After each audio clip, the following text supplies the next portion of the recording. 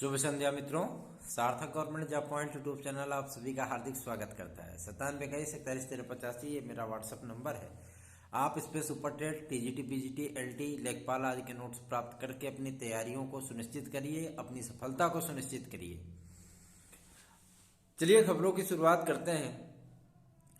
चुनाव आते ही दल बदलुओं की जो फौज होती है वो जो है मधुमक्खी के जैसे होता नहीं कि अपना छत्ता छोड़ करके वो चली जाती हैं, वैसे ही इस समय माहौल चल रहा है।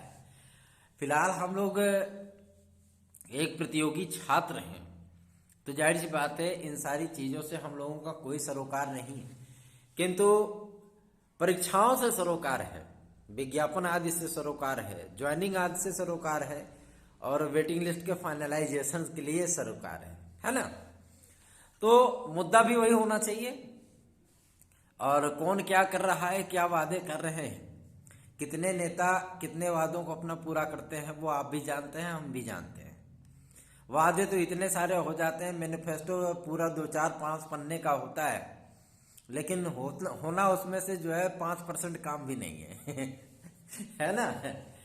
तो इन सारी चीजों को, लेकिन एक चीज मैं आपसे बताना चाहता हूं, आगामी समय में या ये जो प्राथमिक स्तर की जो सुपर टेट होगी, इस बार आपको जो मतलब यदि सरकार बदलती है और सरकार चेंज होगी तो भी आपको एकेडमिक मेरिट के आधार पर भर्ती देखने के लिए मिल सकती है, या अगर फिर से यही सरकार रिटर्न होती है तो इस बार आपको पूरी तरीके से एक सुपर टेट पे ही ये भर्ती देखने के लिए मिलेगी। ठीक है ना, मतलब सुपर टेट पे ही आपका नियुक्ति जो है वो जारी कर दिया जाए, जैसे 2011 में हुआ था टेट मेरिट पे, याद है ना, वैसे ही। तो देखते हैं 10 मार्च को क्या से क्या होता है। लेकिन इसके पहले चूंकि SCERT से जो है सूत्रों से अपने बात हुई है और SCERT में तैयारी है आपके टेट के बाद सुपर टेट का विज्ञापन देने की, ठीक है ना, ताकि जो विद्यार्थी टेट में शामिल हो रहे हैं वो भी सुपर टेट के विज्ञापन में शामिल हो सकें। ठीक है, तो सुपर टेट के लिए आप लोग अगर तैयारी कर रहे हैं तो जाहिर सी बात है आपको थोड़ा सा बस इंतजार करना होगा आपके विज्ञापन आदि को लेकर के। जितनी भी पार्टियां हैं, चाहे वो सपा हो, बसपा हो, कांग्रेस हो, भाजपा हो, आप हो, इन सभी पार्टियों को छात्र हित की बात करनी होगी और छात्रों के लिए उनके पास क्या कुछ आगामी 5 वर्षों के लिए प्रोफार्मा है, ब्लूप्रिंट है, उसके बारे में डिस्कस करना होगा।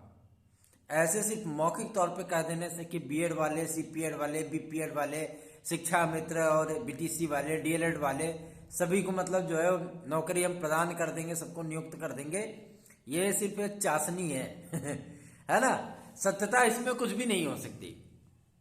तो इन लोगों के पास क्या ब्लूप्रिंट है, क्या स्ट्रेटेजी है, क्या ये अपने मैनिफेस्टो में शामिल करते हैं, ये सारी चीजें देखने वाली बातें होंगी। आम प्रतियोगी छात्र को क्या चाहिए? आम प्रतियोगी छात्र को एक छोटी सी नौकरी चाहिए और सुकून भरा जीवन चाहिए। उनको मुख्यमंत्री का सिंहासन नहीं चाहिए है ना। मुख्यमंत्री का सिंहासन तो हम लोग स्वयं ही दूसरों को देते हैं, है ना।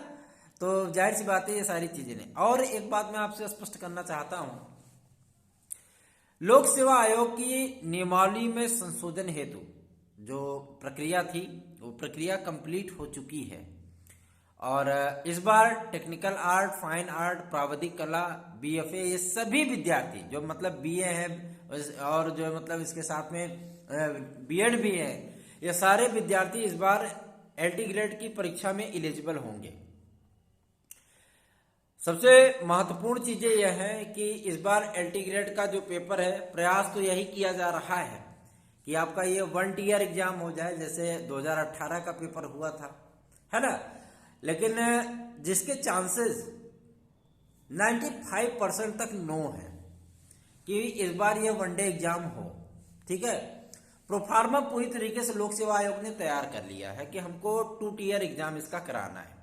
देखते हैं विज्ञापन जारी होने के बाद इसमें क्या कुछ रहता है। लेकिन सबसे बड़ी चीज यह है कि एक बहुत लंबी लड़ाई लड़ी गई, एक महत्वपूर्ण लड़ाई जो कि था समाजशास्त्र में शिक्षा शास्त्र और शिक्षा शास्त्र और समाजशास्त्र को एसएसटी के दायरे में लाना। इससे लाखों विद्यार्थी लाभान्वित हुए हैं, लाखों विद्यार्थी।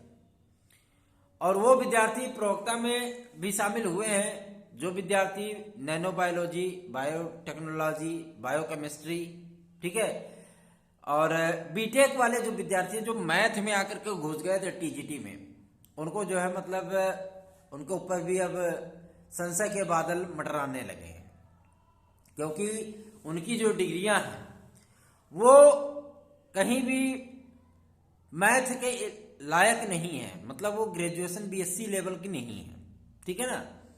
तो ये सारी चीजें इस बार आपको देखने के लिए नए विज्ञापन में मिलेंगी।